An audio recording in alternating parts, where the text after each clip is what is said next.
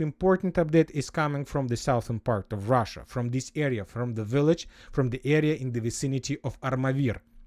So what is this? This is not just the regular buildings. As you can see, these buildings were pretty damaged. As you can see, the Ukrainian drones managed to bypass up to 500 kilometers and to damage these buildings. And you may ask, what is this? What kind of buildings? And according to information we have, according to pro-Ukrainian sources, these buildings are responsible to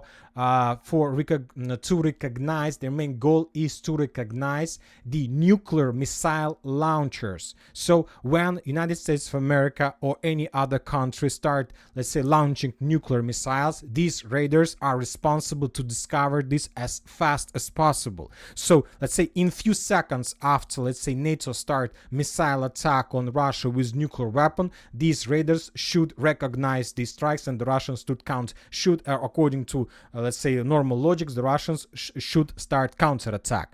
So, and now this is the question: why the Ukrainians decided to attack the, let's say, raiders that are responsible for this process of recognizing of let's say launches of nuclear weapon?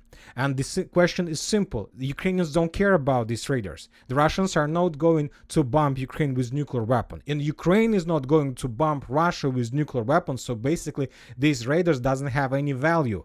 It's not like a valid target, legal target for Ukraine. But this is a legal target for NATO countries. And this is the most important, because Russia understands that this strike, at least this strike, was made by Ukrainians, but by Ukrainian hands. But the, let's say, the order was given not by Ukrainians and not by the officers who are served in Ukraine army, and not even by Zelensky himself. And all the things forced the Russians to be more active. They're forced to start to stop the war and to finish the war and to let's say break the chain between Ukraine and Western countries. Because if the situation continued developing the same way, using Ukrainian hands, Western countries can do a lot of things, a lot of very bad things. And the most important, they are able to reduce the Russian strategical potential.